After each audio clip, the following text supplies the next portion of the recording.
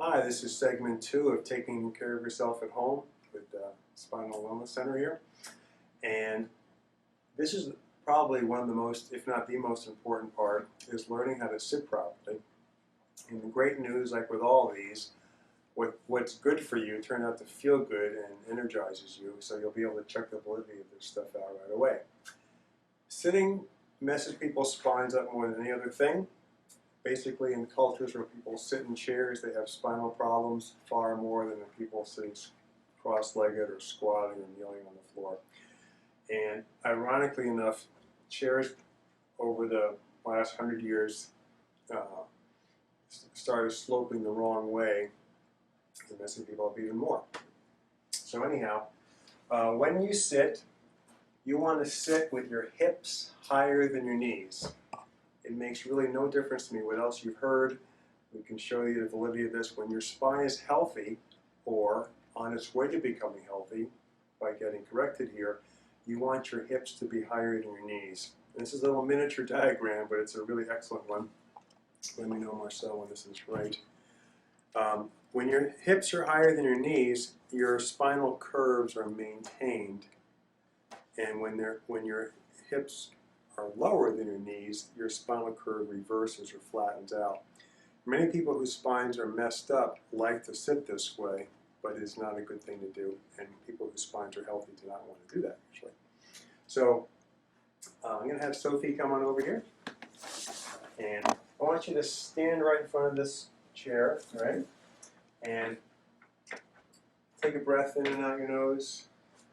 And Sophie's was adjusted a little while ago, so she should be feeling pretty good. Notice how well you can breathe. Now sit down in that chair. And now breathe in and out. So it's less easy to do. That chair slopes the wrong way. It's also just barely too low for her.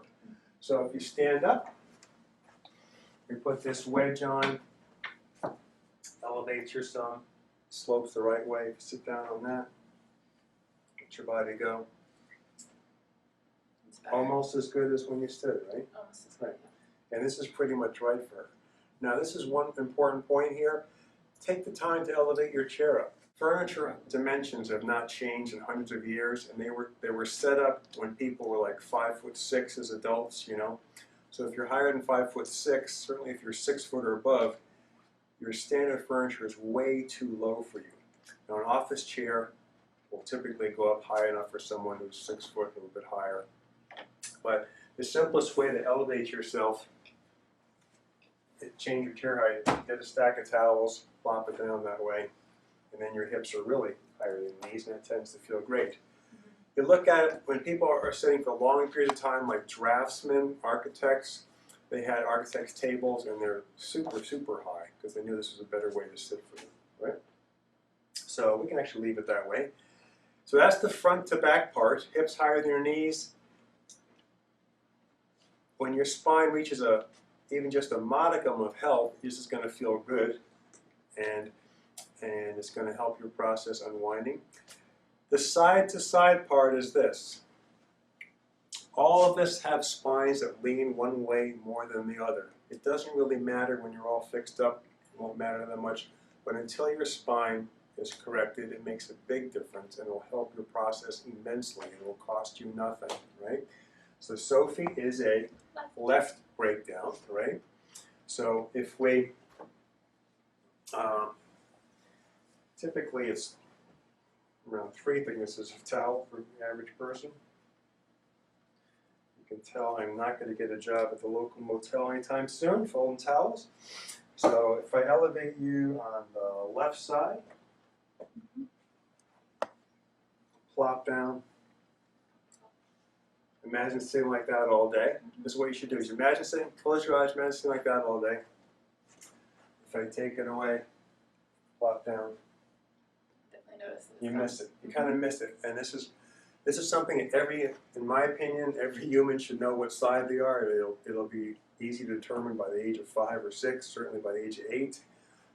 Elevating your side with a newspaper, a magazine, a little book, folded towel will help you immensely. You won't be collapsing as much, use less energy, less pulling on your spine, every great thing. In terms of ABC, if you're elevating yourself on that side, you're going to unwind better and feel better. How will I know? Gee, I can't remember what the doctor told me. What side should I have to wait till Monday morning and call the office and see what side I should sit on. Not, right? If you pick the wrong side for you, if you plop down on that, she's falling out of the chair, right? So that won't be it. I'm going to show you this wonderful diagram that I found in an advertisement years ago. So Sophie is this way. Pardon the reverse print there. Schematically speaking, this is not an x-ray of Sophie, obviously. The sum total distortion in her spine is causing her to collapse to the left, right? If we elevate her on the right side, she feels like she's falling out of the chair. If you elevate her on the left side, this is looking at it from the back, obviously. Left side, hey, I feel better. I'm straighter. And again, this spine is free to unwind, and this one isn't, okay? So to recap, simple thing, sit with your hips higher than your knees. If you're above 5'6", 5'8", you're going to want to elevate the standard chair.